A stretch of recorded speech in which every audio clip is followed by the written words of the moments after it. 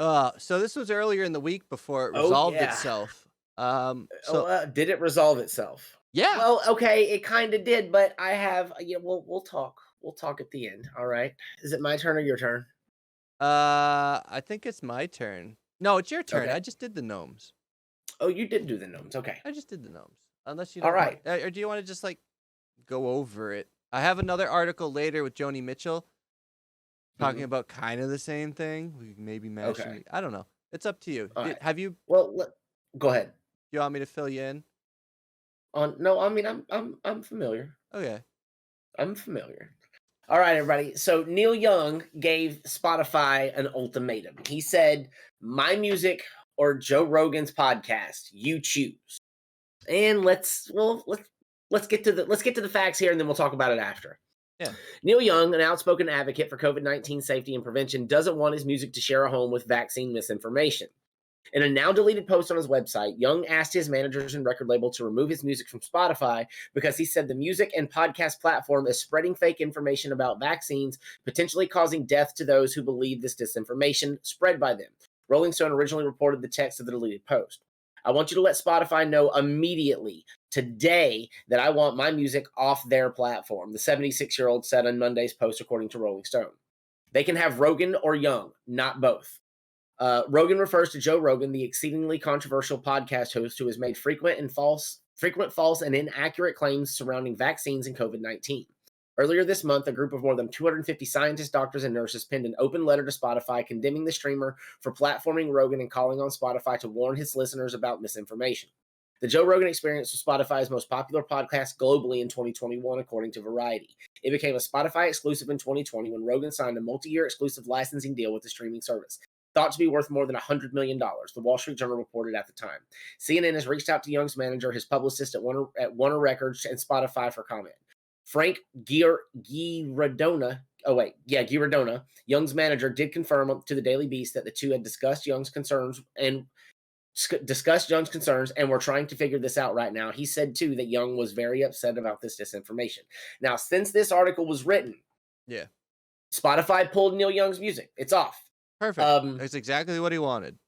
You're right. And he is not the only one. There are now a few other artists who are moving in that direction. Willie Nelson, Dolly Parton, and Peter Frampton And are just three. Joni Mitchell. We have another article And coming up about that. let's go ahead and pull that up next. Yeah, we'll pull that up next. We'll just keep it rolling. But kind of the thing here, I've been fighting with capitalists all day over this, and they're saying that this is Neil Young trying to censor people, and it's cancel culture and all this. No, Neil Young just said, I don't want to be a part of this because you're supporting some fucking bullshit. Exactly. That's totally his prerogative. And I had some asshole. He when I first started streaming and I was trying to get affiliate, he talked shit about me. He was just very talking downy to me because he's a fucking capitalist pig. What's up, Ventum? And I had it out with him over this because he was all, I think he runs Heartland Media Radio, which all he does is restream other like people's stuff, liberty-minded radio shows and stuff. Okay. Yes. And I called Neil Young's record labels and all record labels vultures because all they do is just they're culture vultures. They are. That's what they are. And he took it personally because he's also a culture vulture. 100%. So that made me happy. He blocked me on my own post. It was great. Now, if you don't want to be called a culture vulture, then don't feed into something just for the monetary profit of it. If you want to claim yours, and Joe Rogan, I used to like Joe Rogan. I used to like his podcast. I still watch the UFC, and he's an announcer there.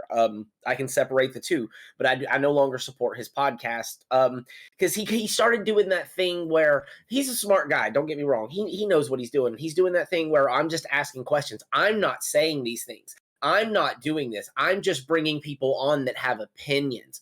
Fuck you, dude. You know what you're doing. Yeah, you know exactly what you're doing. Come the fuck on. And even when he disagrees with people or something, he just doubts it. He's like, oh, it's probably fake news or something. Because someone, correct. I forget what they were talking about with the vaccine. It was something regarding the vaccine stuff, and it was just obnoxious. Like he was just like, oh no, I didn't think that was true. Like, oh, heart conditions from COVID and heart conditions from the vaccine. And Yeah. heart conditions from the vaccine are substantially lower than people who just got COVID. And he just like completely like denied it continually. He was like, "Oh, can we look that up?" "Oh, wow, that's not what I read." It's like, you're a fucking Now, idiot. You're not reading good sources. You're confirming your bias over and over again. now, one reason that Neil Young feels this way is because he contracted polio when he was a child, Yeah, and the polio vaccine helped save his life. yeah. So he's super vaccine, positive, which I agree with. And Fictioneer, I agree with you. It is a personal decision. If you don't want to be on Spotify because of Rogan, then That's it totally it good. doesn't do much, and that's totally your choice. I get that. Now, But it's also your I prerogative to protest the support of agree. a platform of misinformation that kills people. Now, I do think that we are headed down a road at some point where if we continue to that you're literally just gonna it's more polarization. I do see that path ahead of us because we keep going down there because everybody keeps drawing lines in the sand. This Yeah. thing has been so politicized. This virus is not about where you stand politically. It will kill you no matter who you vote for. If you have, fucking what is it, the health risks and catch this shit. Yeah. So just be safe, people. That's all it is. That's all it was. It was, and people get so angry, just so angry. People get so angry over shit, and then people are all upset about the M&Ms now and all sorts of shit. Like the amount of like I see more Agreed, Fictioneer. I see more outrage at people trying to address systemic problems and poor representation in certain things and stuff. And I see more conservatives mad about that than people are mad about trying to do something better. Hey, if I don't want if I'm not sexually aroused by my candy, I don't want it. Okay, My M&M's okay, ain't got buns. I don't want none, hun. exactly. That's all I'm saying. God, fucking give me the thick M&Ms. Anyway, other artists are doing the same thing about Spotify, and I think it's gonna gain some traction. And Spotify is gonna be like, ah, fuck. Well, I But can maybe tell you not. right now, there is one artist out there right now that could give Spotify an ultimatum, and they would drop Joe Rogan like a bad fucking habit. And that is Taylor Swift. Boy, yeah, if Taylor Swift gets in on If this, Taylor Swift came out and said, "You know what? Enough is enough," Joe Rogan would be Spotifyless.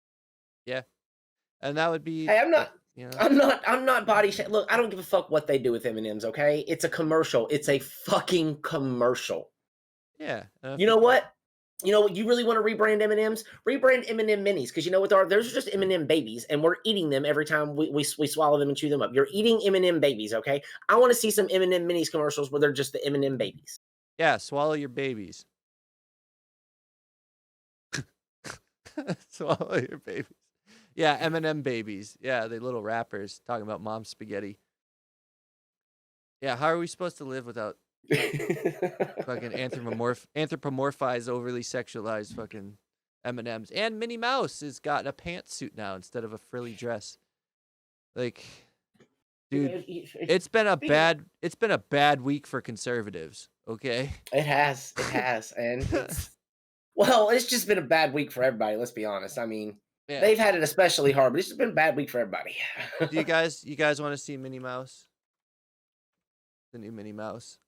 Yeah, and now keep in mind they are flipping the fuck out about this. People like Candace Owens, hate that woman. She's a cunt. She's total cunt.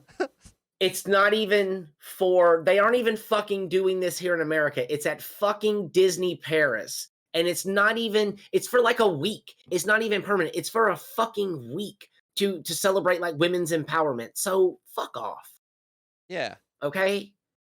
Like, it's okay if a woman wants to wear a pantsuit. You know? It shouldn't be a big deal. How is a pantsuit not sexy? I see women in pantsuits that wear business suits, and they are both strikingly attractive and put off a managerial air. Why do women have to be attractive? They don't have to be. I'm just saying I find power sexy. You know? Oh yeah.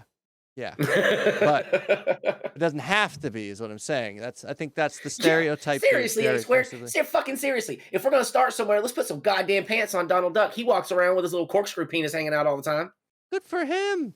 I think we should stop body shaming these fucking cartoon characters. Like, if we're really gonna go after anything, let's just dismantle the entire Disney fucking lineup because it's all steeped in racism.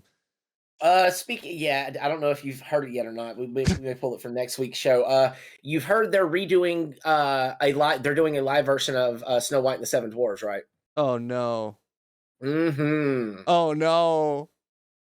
Yeah, we'll talk about it next week if you don't have the article. Yeah, I don't have that, but that sounds fucking wonderfully awful.